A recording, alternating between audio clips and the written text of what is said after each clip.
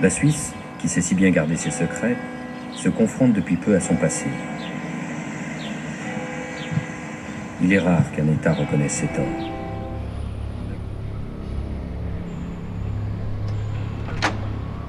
J'ai jamais vu ma mère. La deuxième fois que je suis venu là, donc 6 ans plus tard, donc j'avais 6 ans et demi, c'était pour la voir mourir, le jour de Noël, le 24 décembre.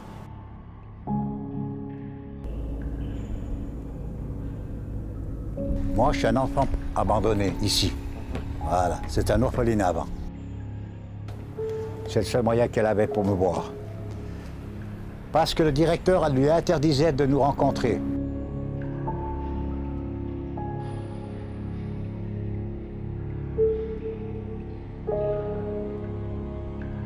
Moi, je venais d'un orphelinat à Fribourg. Placé 10 ans dans un orphelinat, après on m'a mis dans une famille pour voir ce que ça papa et maman.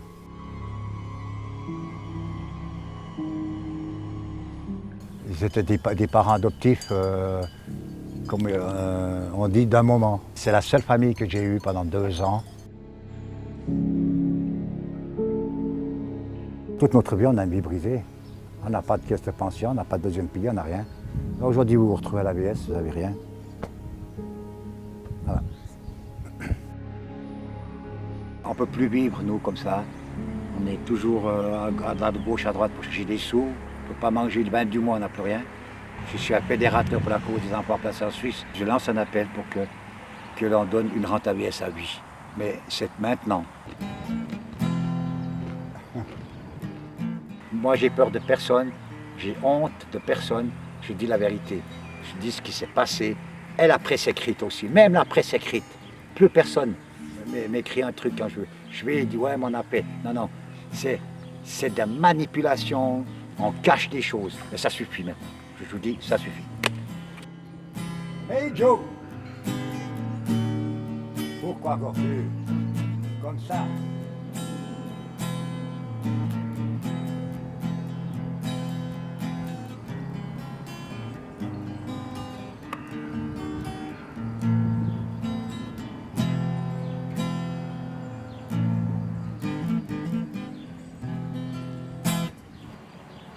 Il y a plus de 72 ans que je suis venu au monde, dans ce lieu ici, qui est l'hôpital des Bourgeois, qui était le premier hôpital de la ville de Fribourg.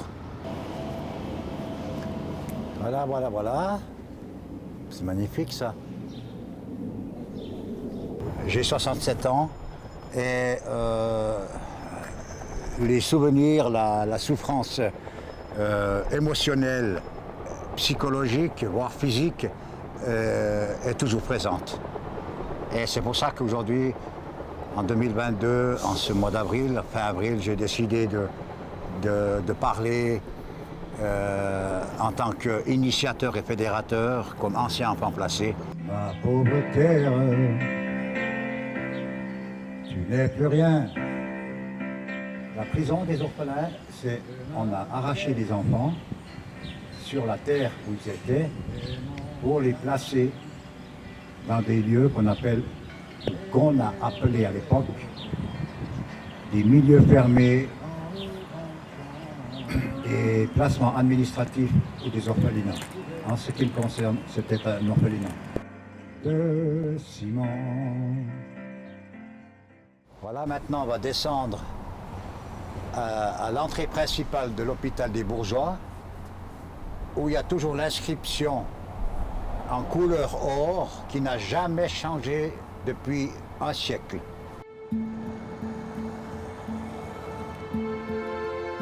Chaque fois que je passe là, même 70 ans plus tard, je suis toujours plein d'émotions en voyant cette inscription et cette porte d'entrée, quoi. Voilà, c'est... Mais j'essaie de rester humble et puis de me dire, peut-être poser des questions. Pourquoi on a souffert comme ça? Pourquoi on nous a laissés, on nous a abandonnés? Pourquoi j'ai jamais vu ma mère?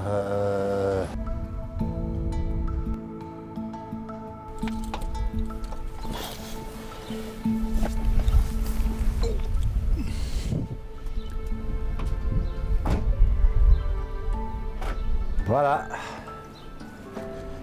L'orphelinat de la ville de Fribourg, Bourgeoisial. C'est comme ça que ça s'appelle. Je suis venu ici en 1957, donc à l'âge de 3 ans. Et je suis resté 10 ans, jusqu'à 14 ans à peu près. Le bâtiment en soi n'a pas changé, il est toujours le même. L'architecture est toujours la même, peut-être les couleurs ont un peu changé, la peinture. Et puis maintenant, nous arrivons à le fameux endroit. Alors, depuis cette partie-là, jusqu'à l'angle ici, c'était l'école, les salles de classe. Qu'est-ce qu'on n'a pas souffert là au premier étage? Mon Dieu, ce qu'on n'a pas souffert. Comme nous étions un peu attardés, parce qu'on n'avait pas une connaissance et du savoir comme tout enfant aurait eu droit, on nous tirait la joue, on nous donnait des claques, on nous tapait direct sur les doigts. C'était ici, là, où vous avez les premières fenêtres, là. Les stores, là. Depuis là, jusqu'au fond, c'était tout ce bâtiment-là, avec les 4 étages jusqu'en haut du toit, sous les poutrelles en haut, les enfants étaient placés. Et là, notre mère essayait de venir, de nous voir, et puis c'est la seule possibilité qu'elle avait de me voir, parce qu'on l'interdisait de nous voir.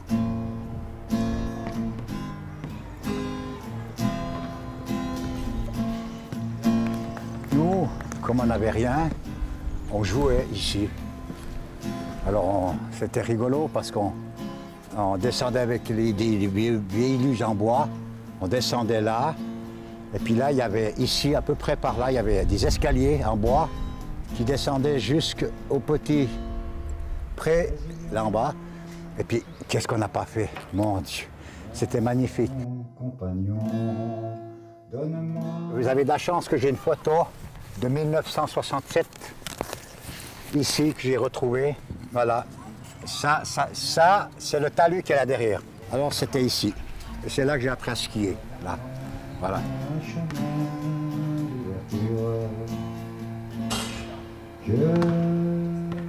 Ça, c'est moi, tu vois. Puis tu sais où c'est ça? Ici. C'est exactement, voilà, où vous êtes là, tu vois.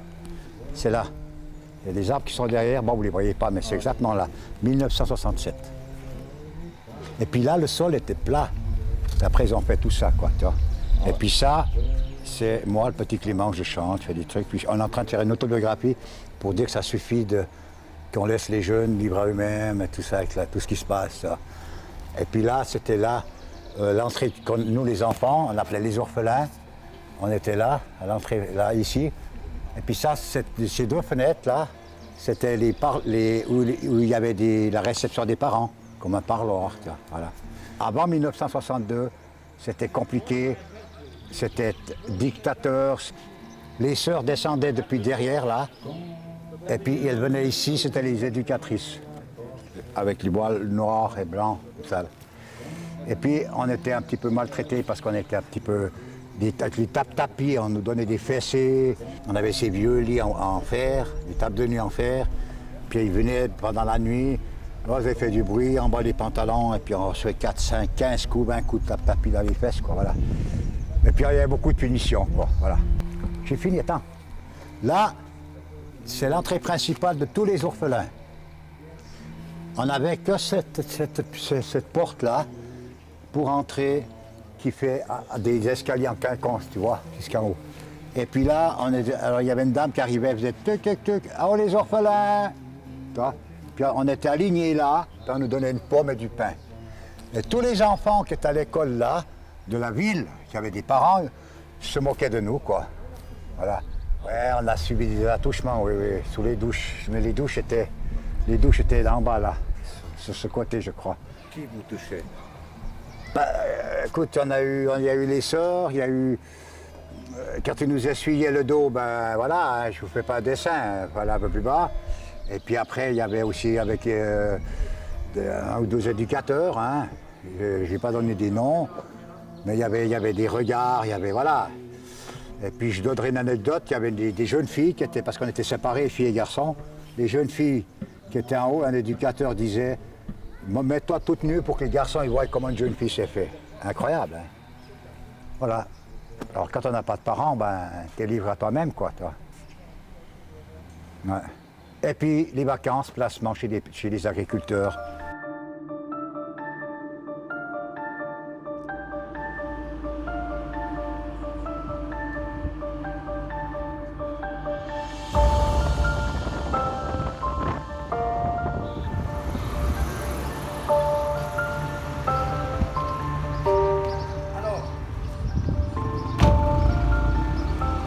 Voilà, ça c'est le village de Porcel.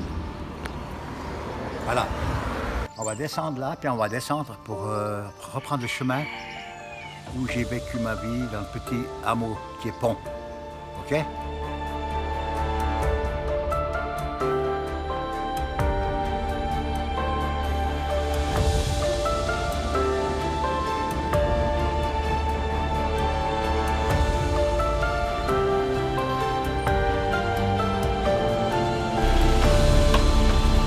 Voilà, mon cher ami. Je vais aller voir, hein. Voilà. Ça, c'est la maison où j'ai vécu enfant. Denise?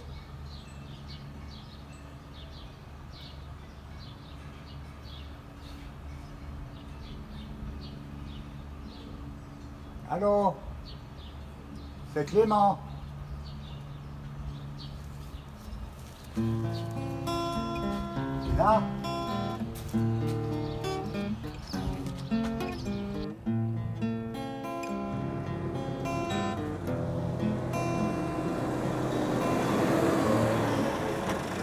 Voilà Pierre-Yves. Ça va? Tu coupes? Oui, je fais. Ça c'est Pierre-Yves, le fils de la famille qui m'a adopté. Voilà.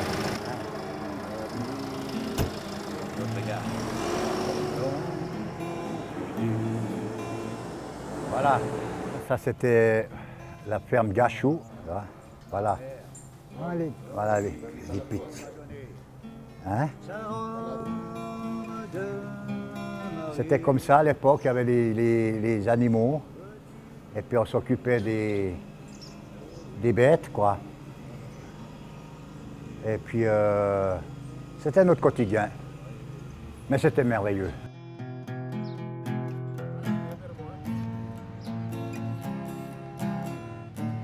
Alors, il reste ici, pas des vestiges, mais il reste des souvenirs ici. Quand on rentrait depuis la laiterie tout en bas là-bas, on s'arrêtait ici avec le cheval, puis il s'appelait Colin. Et puis il venait toujours boire de l'eau ici. Alors ici, ça, c'est tout ce qui reste de la ferme ici. Sur la droite, c'est la ferme, notre ferme Gachou, et puis là, c'est la ferme où j'ai été adopté.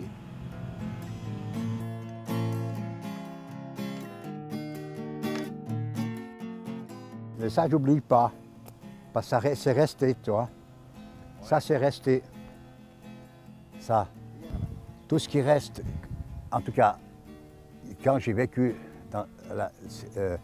chez Paul et Suzanne Pichonna, ici, il reste de la maison qui a brûlé, il reste le jardin. Et j'ai toujours des souvenirs quand on faisait. Là, il y avait la fenêtre de la cuisine, là.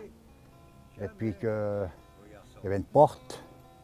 Et puis là, je m'occupais du jardin pour tourner le jardin. Traîner dans les rues. J'étais bien parce que j'étais entouré de gens qui étaient pour moi papa et maman, bien sûr. Et puis au fil du temps, j'ai beaucoup apprécié l'amour que m'apportaient Paul et Suzanne. Et puis je suis resté là jusqu'à 15 ans et demi. Voilà, de 1968 à 1970. les enfants qui travaillaient à la ferme, on disait main d'œuvre bon marché. Ça a été utilisé par beaucoup d'enfants placés. Moi, personnellement, je ne trouve pas que c'était de la main d'œuvre bon marché. Parce que j'étais quand même nourri, j'étais quand même choyé, il y avait de l'attention, c'était différent qu'aujourd'hui, mais moi pas, non. Je recevais un petit quelque chose pour la bénichon, quand on allait faire la bénichon. C'était joli, c'est le moment en automne.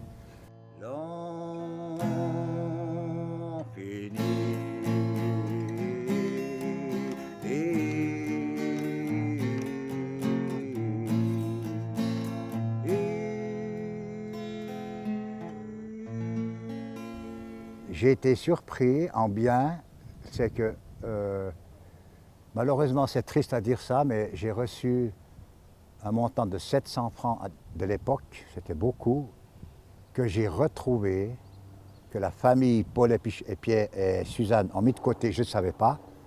En 2014, j'ai découvert ça dans les archives. Donc on nous a caché ce montant versé pour ces 2 ans que j'étais là, qui a été un soutien pour mon apprentissage, financier pour avoir acheté un vélo moteur, c'était ça le but. Et on ne nous a jamais rien dit. Et je trouve honteux de la part des services sociaux de la ville de Fribourg. Et je trouve honteux de la part de, de la tutrice qu'ils ont caché ça. Voilà. Et par rapport, pas à moi c'est bon, c'est fait, mais par rapport à la famille, par rapport à Paul et Suzanne qui ont fait ce geste, pour moi c'est un geste, je ne savais pas, j'avais aucune idée. J'ai appris ça 50 ans plus tard. Ma vie aurait été peut-être différente si les autorités avaient mieux accompagné, s'ils m'avaient mieux accompagné avec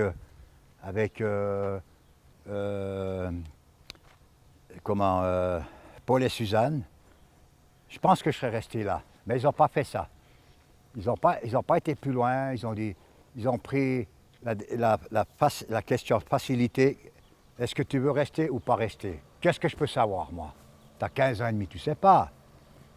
Alors maintenant, on ne peut pas refaire le monde, mais par contre, on peut dire, dans le thème de l'histoire, que les autorités de l'époque, ils ont pris le chemin de la facilité, c'est-à-dire, c'est un enfant coûteux, un enfant ennuyeux, on ne sait pas qu'est-ce qu'on va faire avec, on le place dans une institution. Voilà. Tu te retrouves deuxième fois dans un lieu institutionnel, avec tout ce que je viens de te dire tout à l'heure, hein, les tabassages, les privations, un éducateur pour 8 jeunes, c'était l'époque comme ça, quoi.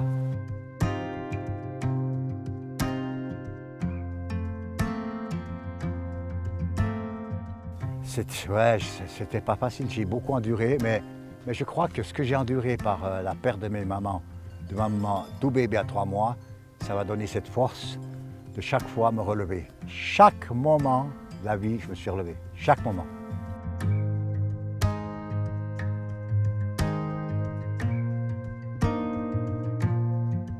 Bonjour. Vous êtes de la région? Je viens pas de la région. Moi non plus. Ah là, vous non plus. Les parents sont morts, mais c'est la seule famille que j'ai eue pendant 2 ans. Et vous y allez toujours? Oui, 2 ans, oui. J'étais un enfant qui aidait à l'écurie, tous les champs, j'allais couper l'herbe. Oh mon Dieu, que de souvenirs. Mais le travail de la terre, c'était magnifique. Hein. Vous savez, à l'époque, il n'y avait pas toutes ces maisons.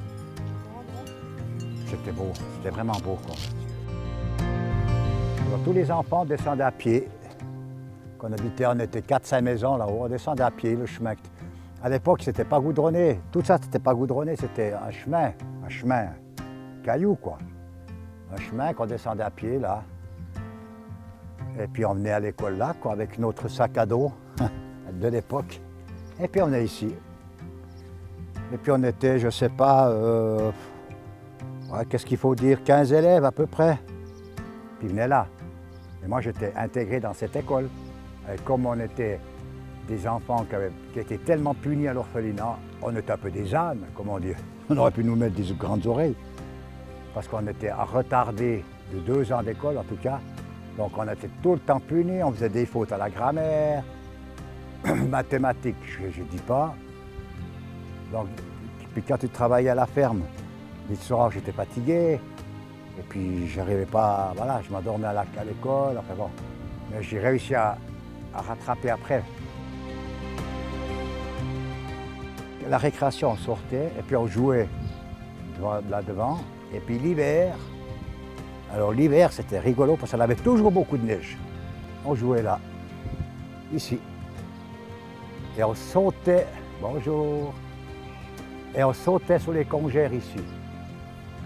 Et puis la classe où on était se trouvait à le balcon. Bonjour madame. Vous avez toujours habité là? Non? Ben, moi j'étais un enfant placé ici. Ma mère, elle a... Non mais attendez, pourquoi ça, je fais le lien. Elle a demandé de l'aide aux autorités, parce que je suis en train de mourir. Ils ont refusé. Donc j'étais en train de mourir dans une étable où il y avait des moutons. Hein. Donc Dieu sait dans l'état que j'étais. Hein.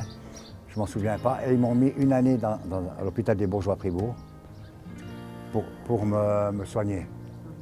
Mais j'ai été sauvé. À l'époque, c'était terrible, les services sociaux et tout ça. Ouais, puis non, mais attendez, ils ont fait beaucoup de choses de mal. Hein. Pour ça, moi, je ne les mets pas, je les protège pas, ces gens-là. Hein. Et puis, elle est où l'antenne, là? Elle est là, c'est bon. Et puis, je trouve que là, il y a eu des abus. Toute notre vie, on a une vie brisée. On n'a pas de caisse de pension, on n'a pas de deuxième pilier, on n'a rien. Aujourd'hui, vous vous retrouvez à la VS, vous n'avez rien. Voilà. Eh ben, c'est la réalité. Écoutez, la Suisse est un pays donateur et qui accueille et qui donne, d'accord?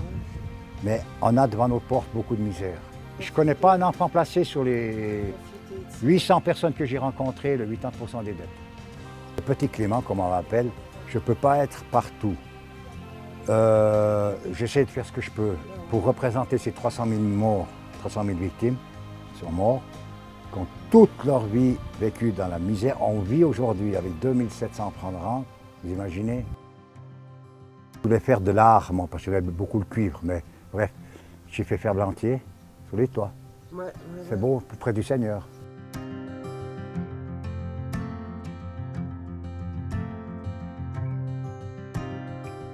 Je mets ça, voilà, comme ça. Et puis,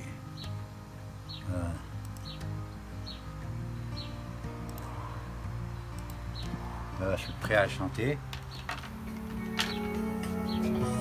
Ainsi vivait Tennessee, le cœur en pierre, le corps démoli. Ça s'appelle le Château du Bois. Quand on arrive devant le bâtiment, c'était l'école. Sur la gauche, c'était les enfants qui étaient là. Et puis sur la droite, où moi j'habite maintenant, là, c'était les sœurs. Il y a la chapelle. Et puis c'est dans les années 50 qu'il y a eu beaucoup d'enfants là. Il y a eu beaucoup de souffrances. Donc pourquoi je suis venu là, c'est aussi pour cette raison, en mémoire des enfants qui ont souffert. Ma présence, elle est là, elle vaut ce qu'elle vaut.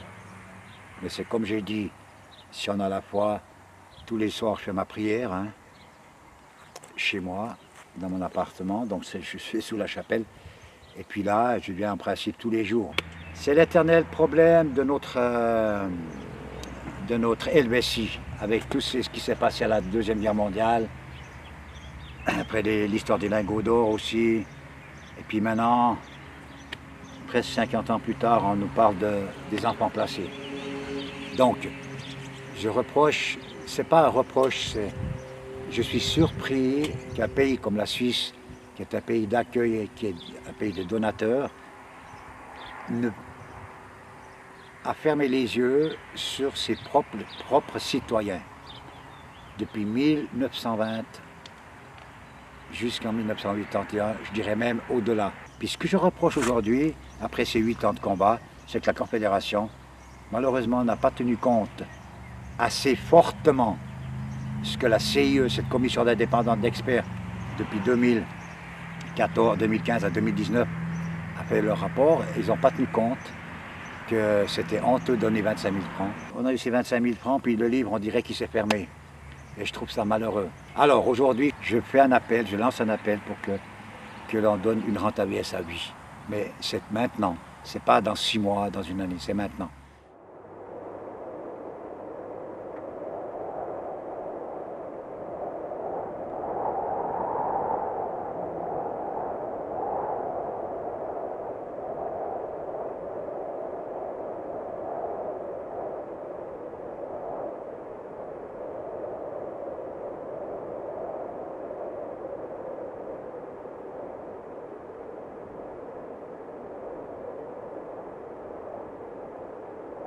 La prison des orphelins. Et moi son fils, moi qui n'avais rien que cette terre qui était à moi. Oh oui, j'ai grandi là.